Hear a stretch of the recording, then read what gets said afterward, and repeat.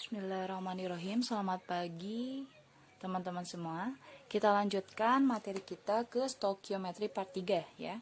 Sekarang kita akan membahas mengenai bagian per juta atau disingkat dengan BPJ atau bisa juga disebut dengan part pembelian atau PPM. Jadi intinya BPJ sama PPM ini sama-sama aja, cuman beda dari bahasanya ya. Kalau BPJ itu dalam bahasa Indonesia, kalau PPM itu dalam bahasa Inggris. Apa itu BPJ atau apa itu PPM ya? Jadi PPM ini adalah kadar zat yang sangat kecil, di mana dia menyatakan bagian zat yang terdapat dalam setiap 1 juta bagian campuran ya. 1 juta bagian campuran. Jadi memang kadar zatnya sangat kecil sekali. Untuk rumusnya sendiri, PPM adalah massa zat dalam campuran ya dibagi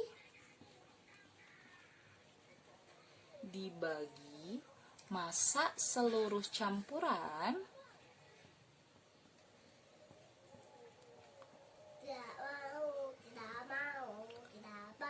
dikali 1 juta ya. Satuan kadar ppm ini contohnya biasanya digunakan dalam menentukan kadar yodium ya. Dalam menentukan kadar yodium dalam garam dapur ya. Kadar yodium dalam garam dapur. Teman-teman bisa cek ke dapur orang tuanya masing-masing atau ke dapur kalian ya. Lihat di bungkus garam yang biasa kalian gunakan, keluarga kalian gunakan, di bungkusnya biasanya suka ada kadar dari yodiumnya dan memang dinyatakan dalam ppm atau BPJ ya. Oke, biar teman-teman lebih paham, di sini ada contoh soal ya. Dalam suatu merek garam dapur 100 gram tertera kadar yodiumnya 70 ppm. Berarti berapa gram yodium yang terkandung dalam garam dapur tersebut ya. Kita tulis dulu rumusnya. Jadi ppm itu rumusnya adalah massa dari zat ya dibagi massa campurannya dikali 1 juta. Di soal kita mengetahui massa campurannya, yaitu massa si garam dapurnya ya. Massa garam dapurnya adalah 100 gram. Kemudian ppm-nya sendiri itu adalah 70 ppm. Kemudian yang ditanyakannya adalah massa si yodiumnya, berarti massa zatnya ya. Kita langsung masukkan saja nilainya. ppm-nya adalah 70 ppm. Kemudian massa zatnya yang kita cari, si massa yodiumnya ya, berarti massa yodium. Kemudian dibagi dengan massa campurannya, yaitu massa garam dapurnya gitu. Jadi si yodium itu dia tercampur dalam garam dapurnya. Massanya adalah 100 gram dikali dengan 1 juta ya. Oke, kita langsung saja hitung nilainya ya. 100 juta dibagi 100 dulu, berarti ini habis ya, ada 2. Berarti massa yodiumnya, massa yodium itu adalah 70 ppm dibagi dengan 10.000 ya. Tuh, 1 2 3 4. Habis angkanya, berarti hasilnya adalah 7/1000, berarti 7 dikali 10 pangkat min 3 ya. Berarti kadar dari yodium dalam garam dapur 100 gram, di mana kadar yodiumnya adalah 70 ppm, berarti massa yodiumnya dalam 100 gram itu adalah 7 dikali 10 pangkat min 3 gram atau 0,007 gram ya. Oke, seperti itu cara penyelesaiannya. Oke, selanjutnya mengenai molalitas atau kemolalan ya. Molalitas atau kemolalan ini simbolnya adalah M kecil ya. Dimana molalitas atau kemolalan merupakan banyaknya mol zat terlarut dalam setiap 1000 gram pelarut ya. Karena massa jenis air 1 gram per mililiter, maka untuk kemolalan ini secara matematis rumusnya adalah M sama dengan mol dikali 1000 dibagi gram pelarut ya. Atau kita dengan beri tanda P dalam gram ya. Seperti ini. Ini adalah rumusnya. Bagaimana kalau kita ketemu sama pelarut yang masanya itu dalam kilogram ya? Maka rumusnya molalitas adalah mol dikali 1 per kilogram pelarut ya. Atau bisa juga kita tulis mol dibagi massa pelarut dalam kilogram ya. Seperti ini. Jadi tergantung dari soal yang diketahuinya ya. Apakah si pelarutnya itu dalam gram atau dalam kilogram. Hati-hati teman-teman, ketika bertemu molalitas itu tertukar dengan molaritas ya. Kalau molaritas, dia mol zat terlarut dalam setiap 1 liter pelarut atau 1000 mililiter pelarut. Kalau ini dalam gram ya, dari bentuknya massa. Kalau yang molaritas, si pelarutnya itu dihitung dalam jumlah liter atau mililiternya ya. Untuk keterangannya sendiri, M itu adalah molalitas ya. Molalitas berarti dia mol per kilogram ya. Kemudian M-nya adalah jumlah molnya dan P-nya itu adalah massa pelarutnya ya. Berarti dia dalam kilogram kalau bentuknya seperti ini. Kalau ketika massa pelarutnya gram, maka di sini adalah mol per 1000 gram ya, seperti itu. Oke, itu tentang molalitas. Oke, selanjutnya contoh soal ya. Kita bahas contoh soal. Hitunglah molalitas larutan yang terjadi bila 24 gram MgSO4 dilarutkan dalam 400 gram air dengan MrSgo4. MgSO4 itu adalah 120 ya. Berarti kita mulai dari diketahui ya. Apa yang diketahui dari soal? Pertama, massa si MgSO4-nya ya, yaitu 24 gram. Kemudian, Mr dari si MgSO4-nya adalah 120, sehingga dari sini kita bisa langsung mengetahui molnya ya. Karena mol dari MgSO4 itu adalah massa dibagi Mr, yaitu 24 dibagi 120, hasilnya adalah 0,2 mol. Kemudian kita juga mengetahui dari massa pelarutnya ya. Karena pelarutnya air di sini, maka massa pelarutnya adalah 400 gram. Yang ditanyakan adalah molalitasnya ya. Berapa molalitas dari larutan MgSO4 ya? Kita langsung selesaikan. Karena di sini yang diketahuinya pelarutnya itu dalam bentuk gram, maka rumus yang digunakan adalah N dikali 1000 dibagi gram pelarut ya. Maka karena molnya sudah diketahui yaitu 0,2 mol, maka dikali 1000 per 400 ya. Habis. Maka 0,2 dikali 10, 2 dibagi 4 adalah setengah atau 0,5 molal. Ya, seperti ini cara menghitungnya teman-teman.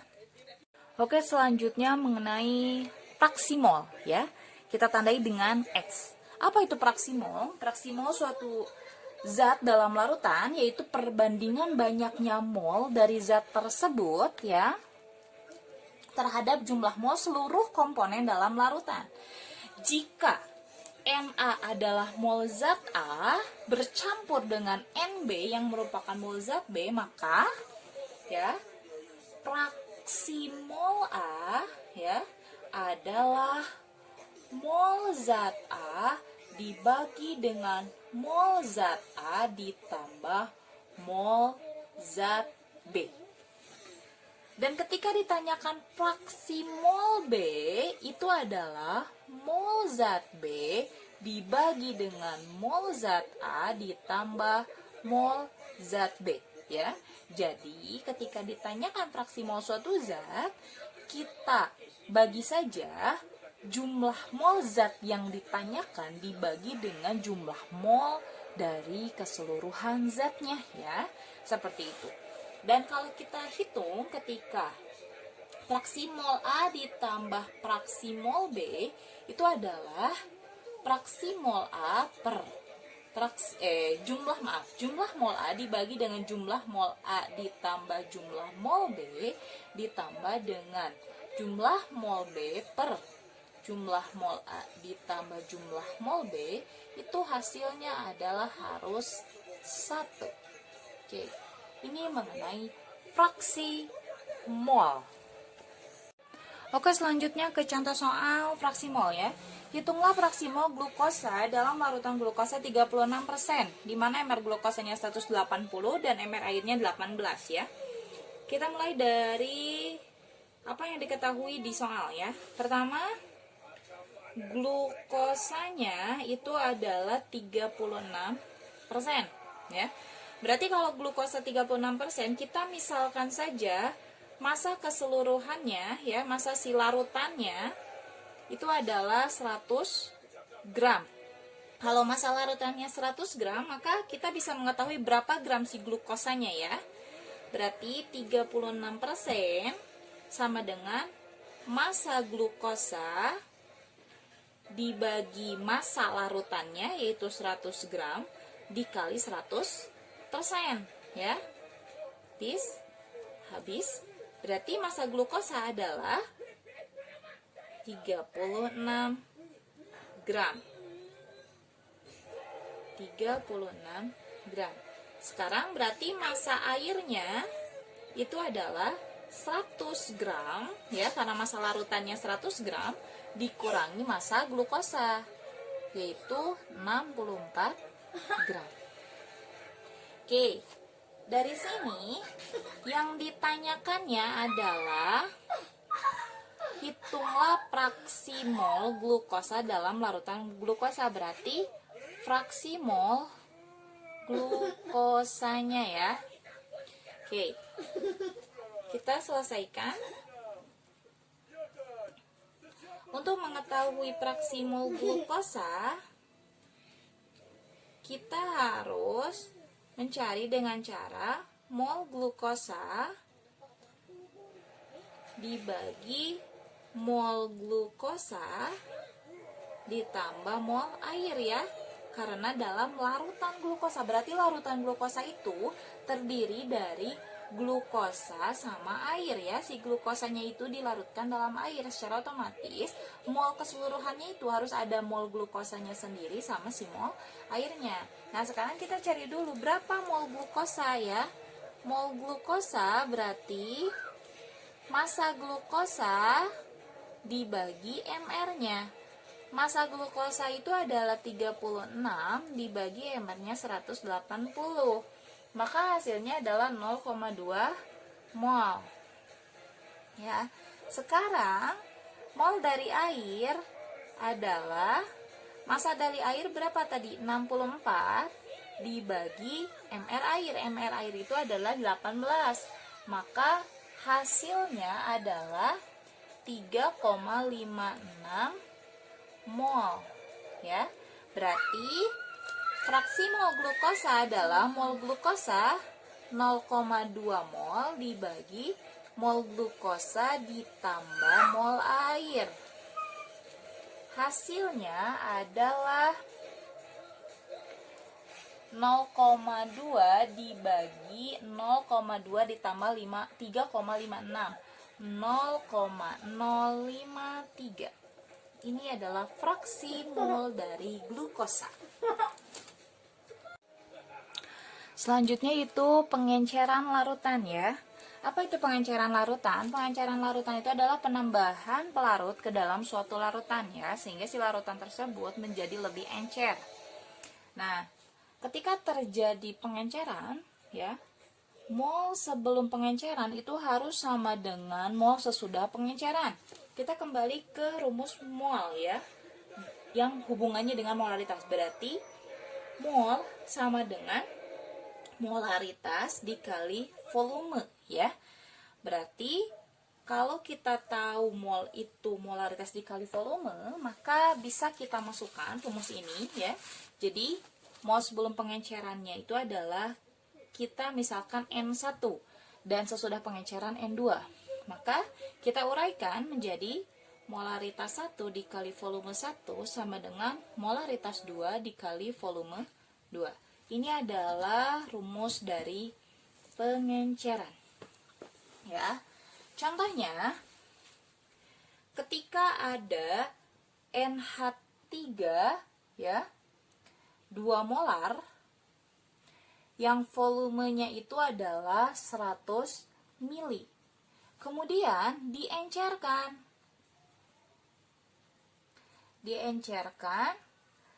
Sehingga volumenya itu menjadi 500 ml ya, 500 ml. Yang menjadi pertanyaannya adalah berapa molaritas si NH3 ketika sudah diencerkan? Sudah diencerkan ya. Berarti dari soal itu kita bisa tahu ya, molaritas sama volume sebelum diencerkan sama volume setelah diencerkan ya.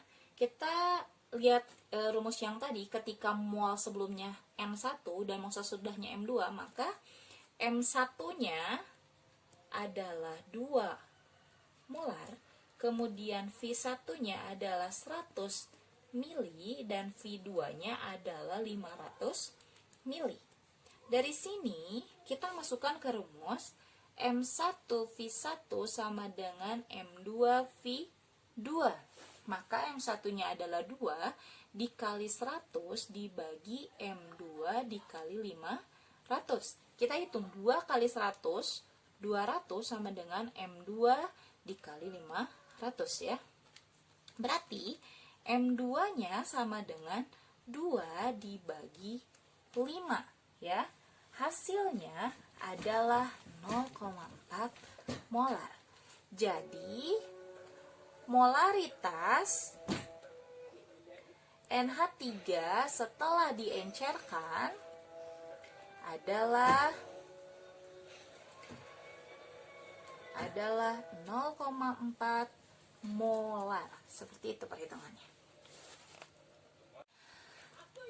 Selanjutnya adalah pencampuran larutan dengan konsentrasi yang berbeda ya.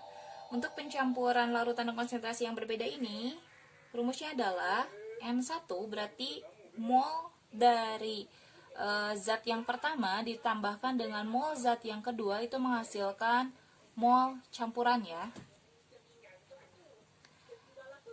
Kalau kita gunakan rumus molaritas ya, berarti ketika diuraikan ini menjadi M1 dikali V1 ditambah M2 dikali V2 itu menghasilkan M dikali V campuran ya.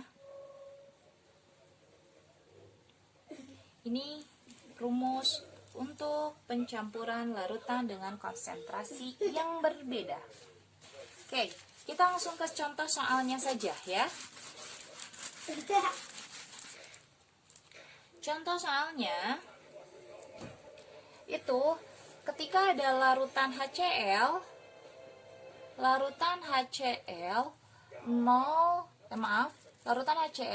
2 molar dengan volume 100 mili, dia dicampurkan atau ditambahkan dengan larutan HCl ya. 0,1 molar. Yang volumenya itu adalah 400 mili ya. Pertanyaannya, berapa molar ya? Berapa molaritas dari HCl, dari campuran ya, dari hasil